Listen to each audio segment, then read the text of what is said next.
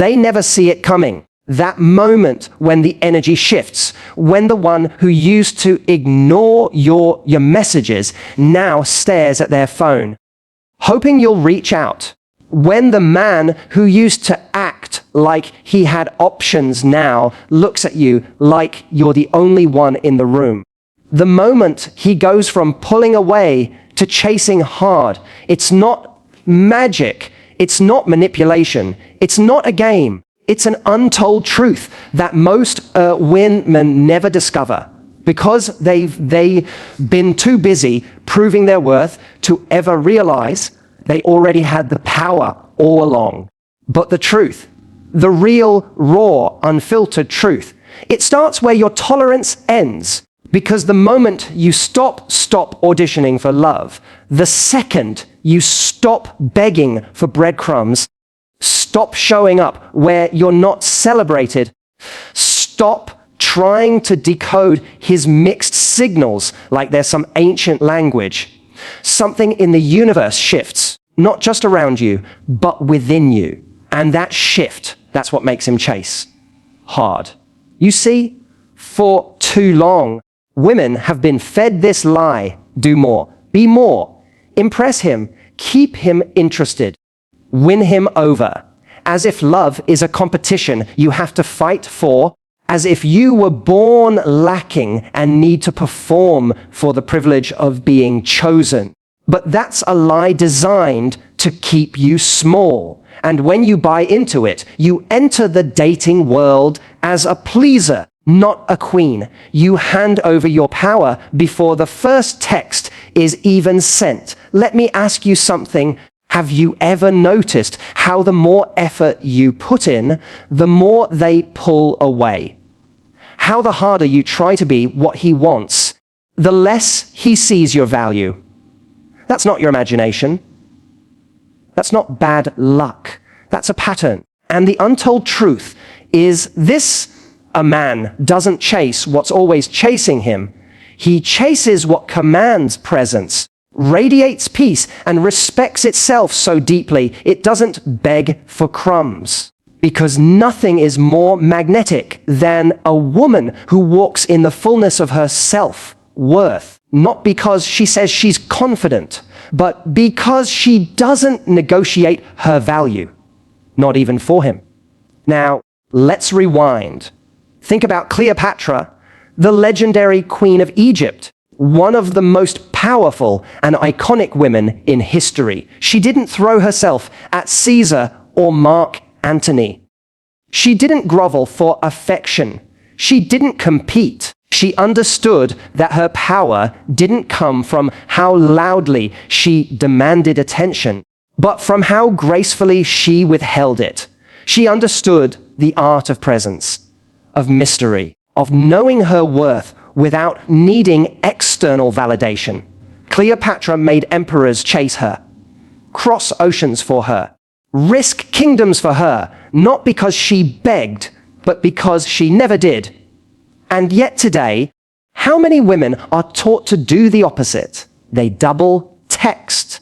They lower their standards. They cancel plans the moment he calls. They trade silence for over-explaining. They beg for clarity from someone who was never confused, just uninterested. They think being easygoing, flexible, and available will win him over, but it doesn't. Because here's the paradox most people don't understand. It's not your affection that makes you irresistible. It's your boundaries, your silence in the face of disrespect, your absence when effort is missing, your refusal to explain your worth, your stillness when he expects you to chase.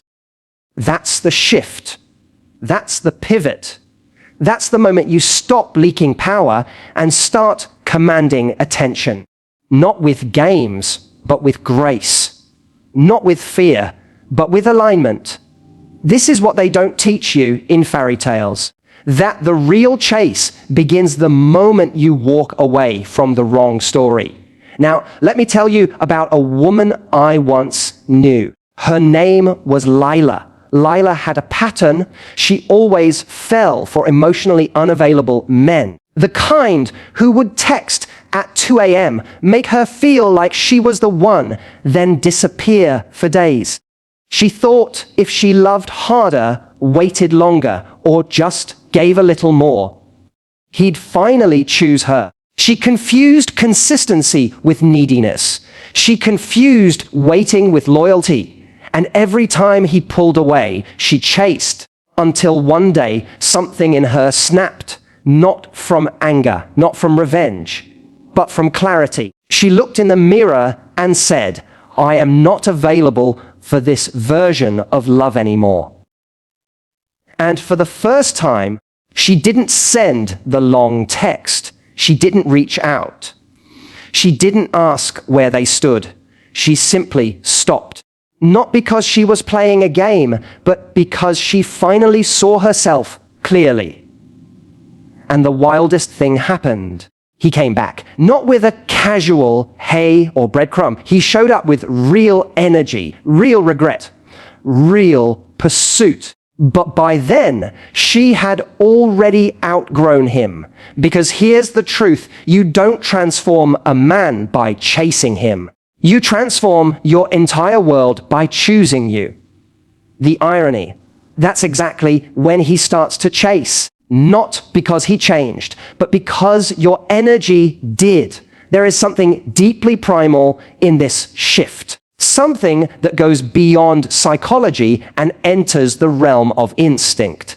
Men are wired to value what they work for, what they invest in, what they have to earn.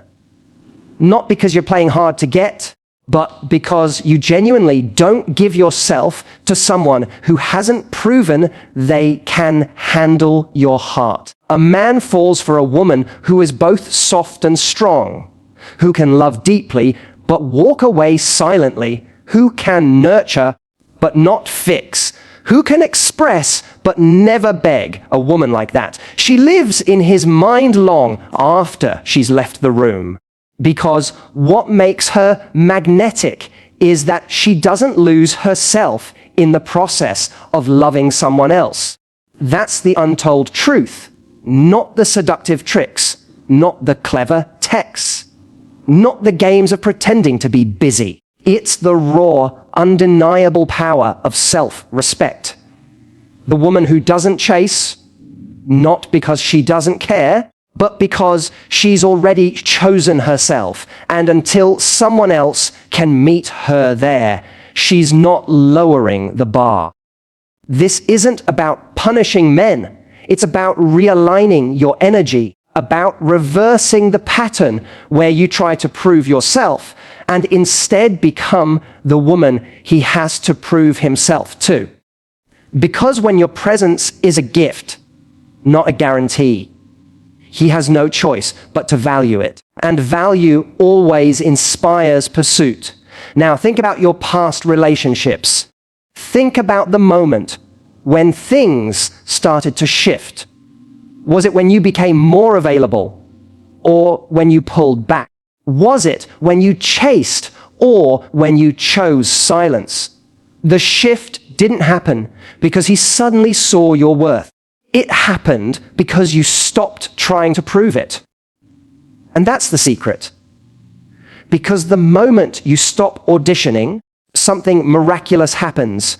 You stop attracting men who want a performance and start attracting men who crave your essence. This is not about becoming cold. This is about becoming whole. And wholeness is magnetic. Wholeness makes him pause. Wholeness makes him re-evaluate.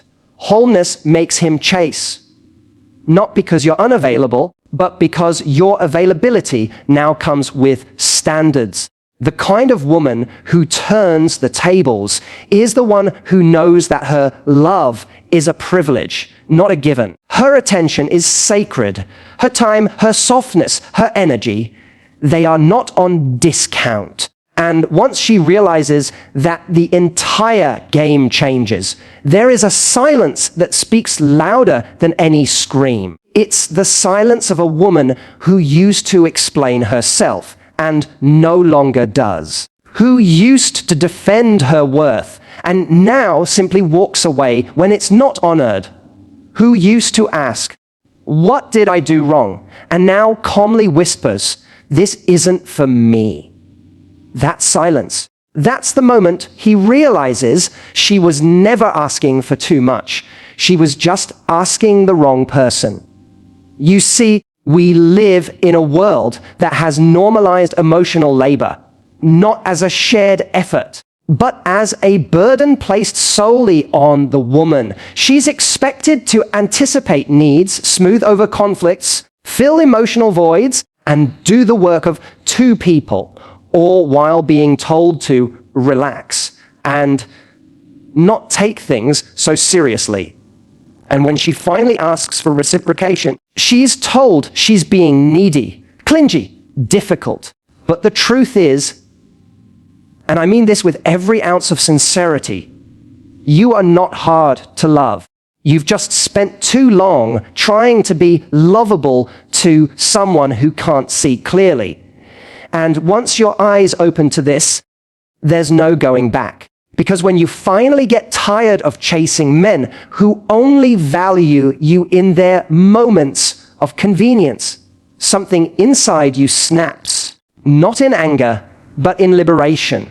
You stop trying to be chosen and start choosing yourself. And it's in that act, that sacred reclaiming of your energy, that the tables turn. Suddenly, the dynamic shifts. He feels your absence, not just physically, but energetically.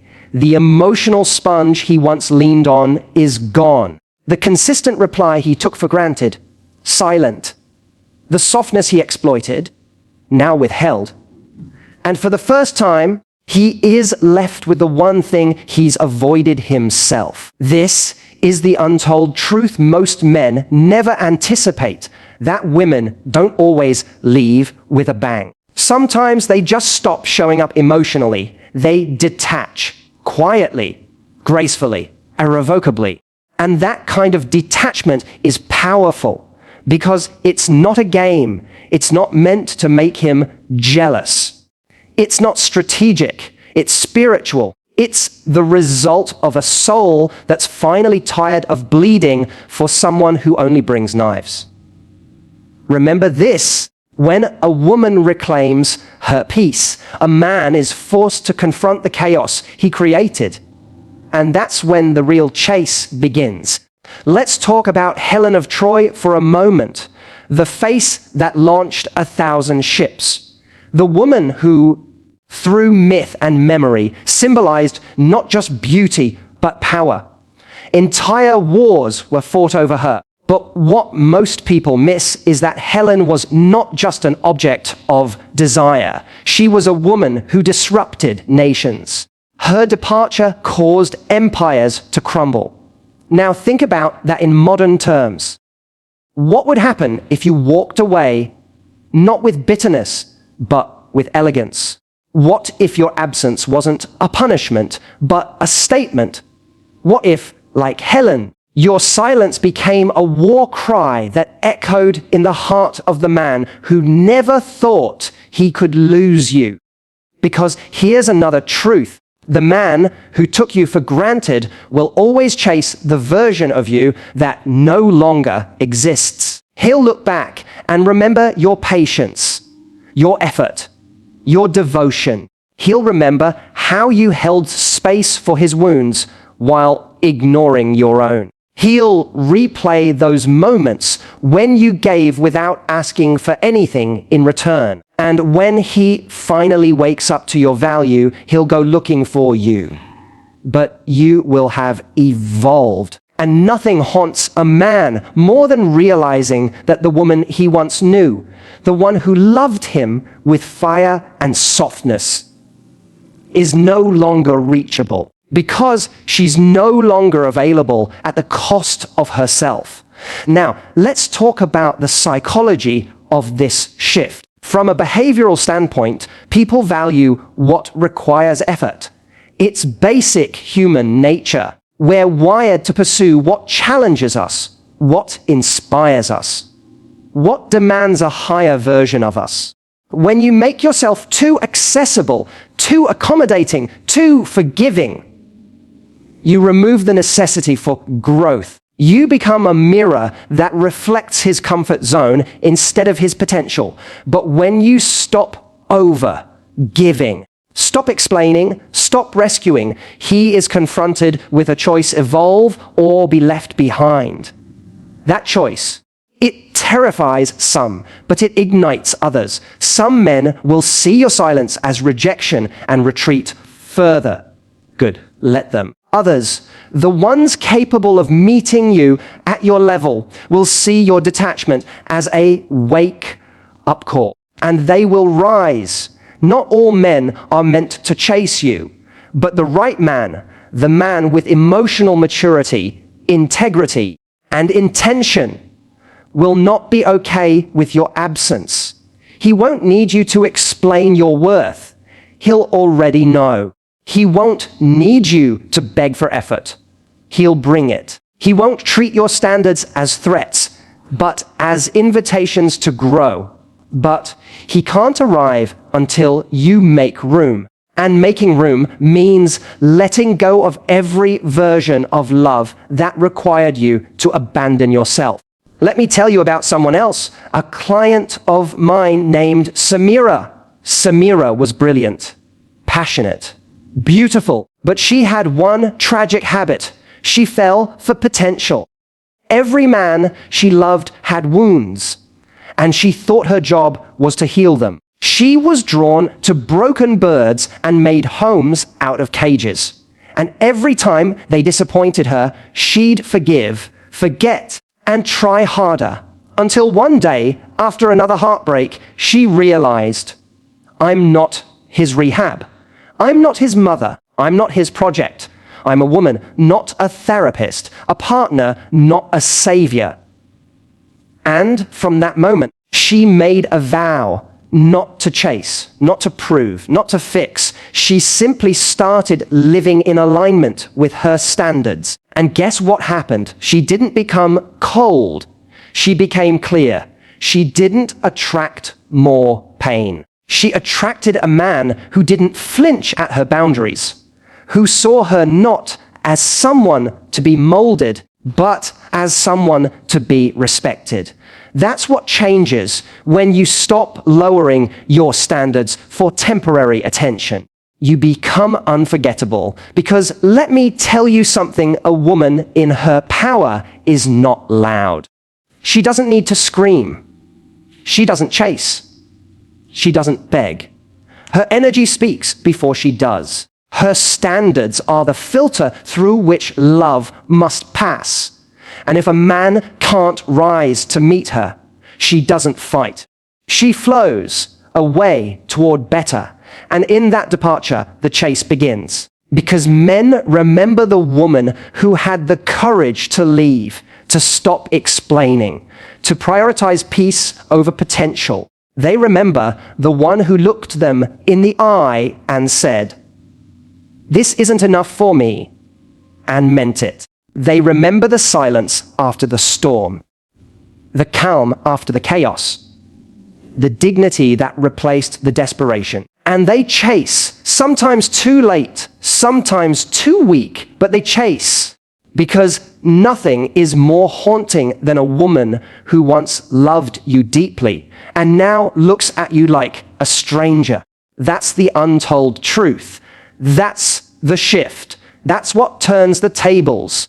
There's a dangerous moment in every woman's transformation. It's that in between space where you've stepped away from the version of you that begged, over, gave, and tolerated the bare minimum, but you haven't yet fully stepped into the new woman who doesn't even flinch at the sound of silence. You're no longer chasing, but you're still tempted to peek, to check if he noticed, to see if he regrets, to scroll back through memories and wonder, what if? And it's in that vulnerable, lonely, quiet place that most women fall back into old habits, because growth is lonely. Clarity is painful, and walking away from someone you still love, even if they weren't good for you, is not an easy victory. It's a soul-tearing choice. But if you can hold the line just a little longer, something profound happens. You begin to feel peace, not the kind that's loud or flashy, but the quiet kind. The kind that wraps around you like a warm coat. The kind that whispers, "You didn't lose him, you found you." And once that happens, the urge to chase dies a natural death. Not because you're forcing it, but because there's simply nothing left to chase. This is what most women don't understand. Power isn't about control. It's about release. True power is walking away when your heart still aches. True power is saying no to the apology that lacks changed behavior. True power is deleting the message before it's sent. True power is resisting the breadcrumb when your soul is starving for the full meal. And that power? It's addictive, but only once you taste it. Now, let's get brutally honest. There are traps, subtle, seductive traps that will try to pull you back. Traps like the "I miss you" text that comes at 11:43 p.m. Just as you're starting to move on, the social media post designed to trigger a reaction, a selfie, a quote, a subtle jab, the sudden "How have you been?" message from a man who once left you crying, the random, like on an old photo, meant to signal just enough interest to keep you hooked. All of these are traps, not because he's evil, but because he's not ready. And yet, he doesn't want to lose you completely. He wants the illusion of access, without the responsibility of commitment. And if you respond, if you break your silence just once, the tables turn again, not in your favor. Because he learns something dangerous, that your boundaries were negotiable, that your standards were temporary, that your self-respect had a deadline. And once that happens, he stops chasing, because the power has shifted again, this time back to him. Not because he earned it, but because you handed it over, wrapped in hope and nostalgia. This is where you have to choose short-term comfort or long-term peace. You can reply, feel the rush, have a conversation, maybe even meet up, and get trapped in the same cycle that once left you empty. Or you can breathe through the loneliness, journal through the ache, cry through the missing, and break the cycle for good. Because here's what most people won't tell you. Missing someone doesn't mean you're meant to go back. It just means you're human. You're allowed to grieve, to long, to remember. But you don't have to return. You can honor what was and still walk away. And the more you do, the more you step into a new frequency, a version of yourself that no longer asks, "Why doesn't he choose me?" and instead asks, "Why would I choose him?" That shift, that's the one that makes you magnetic beyond measure. Because when a man senses that you're no longer emotionally available for his inconsistencies, he begins to feel the weight of his own behavior. The excuses that once worked no longer do. The charm that once distracted you now feels transparent. And the attention he once took for granted is gone. And men don't chase what they already have. They chase what they could lose. But hear this.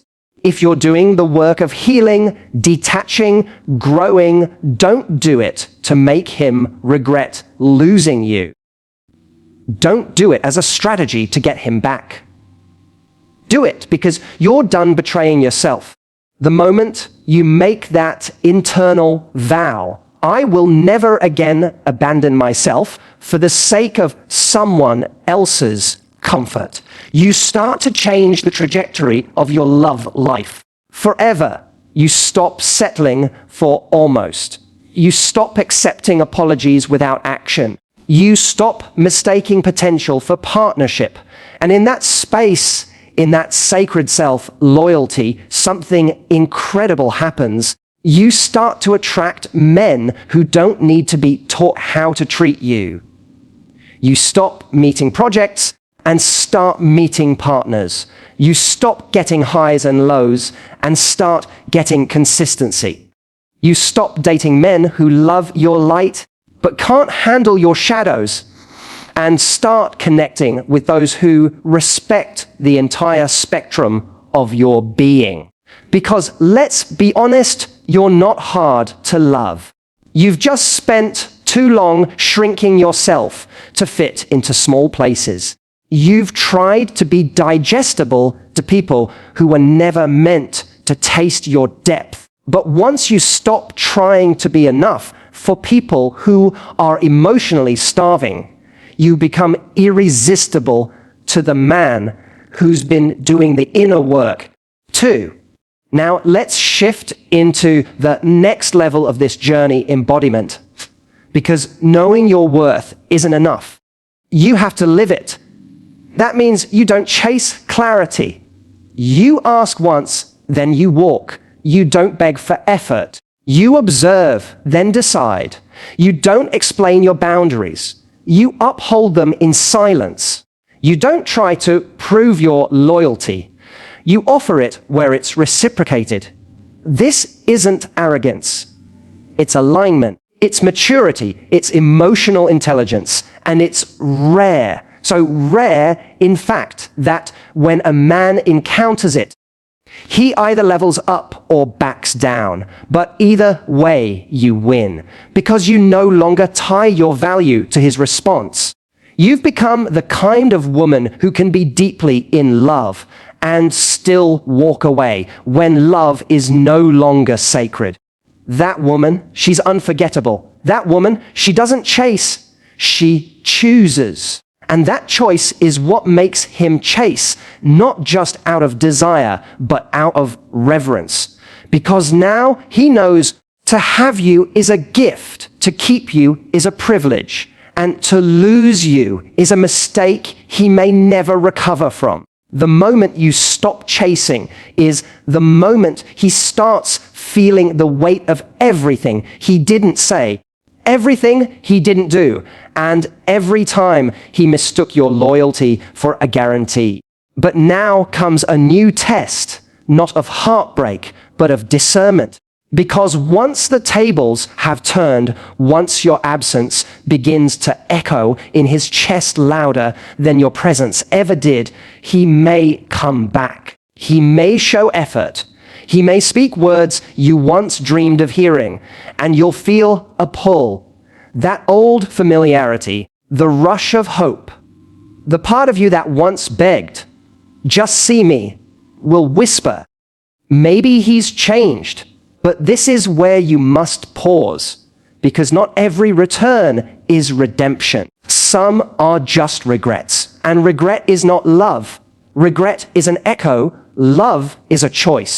So, how do you know? How do you know if he's truly transformed or just chasing the memory of the woman who finally had the courage to walk away? Here's the truth: changed behavior is never loud. It's consistent. It doesn't show up with grand speeches and empty promises. It shows up in the subtle shift of presence, in the daily, unshaken decision to show up, not because he's trying to win you back, but because he's become the kind of man who's finally ready to love you right. But before you can see if he's changed, you have to stay clear enough not to fall for the illusion of change. This is where manipulation hides, in the gray area.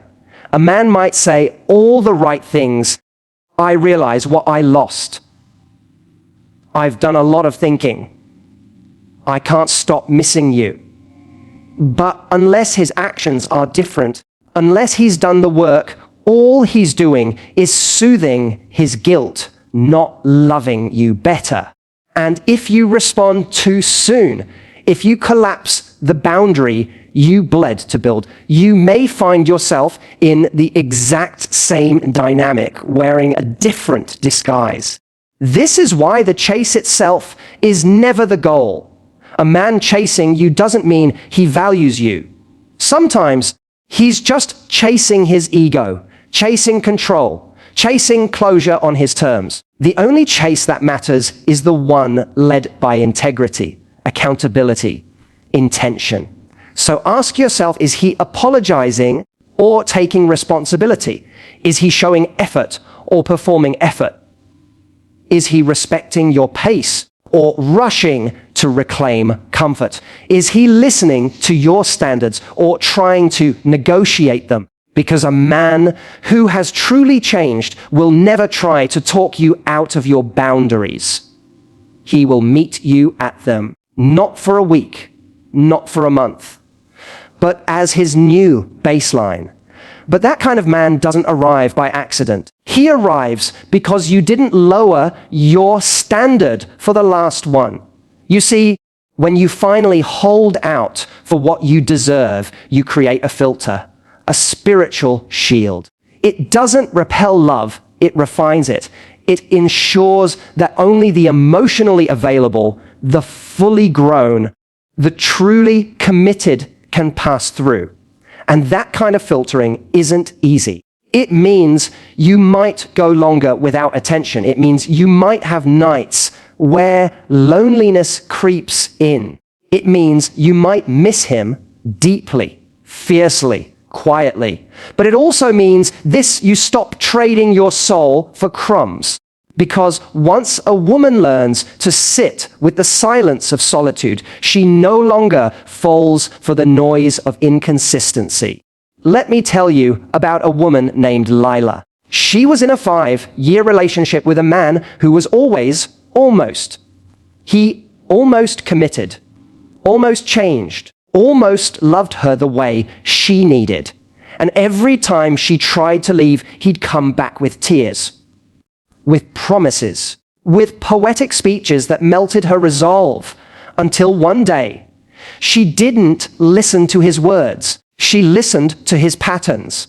And in that stillness, she saw everything clearly. She saw how his apologies always came after consequences, how his change always had an expiration date, how she was holding on to potential instead of reality. So she walked, not with rage, but with resolve. And for 6 months, he chased flowers, messages, late night calls. But Lila didn't move, because this time, she wasn't waiting for him to change. She was busy becoming a woman who no longer needed a man to change in order to feel whole. And eventually, the right one came, not with drama, not with chase, but with clarity. He didn't try to win her with words. He showed up in action. He didn't flinch at her boundaries. He honored them. He didn't need to be convinced of her worth. He already saw it. Because she didn't settle. She got the love she never believed was possible. That's what happens when you hold the line.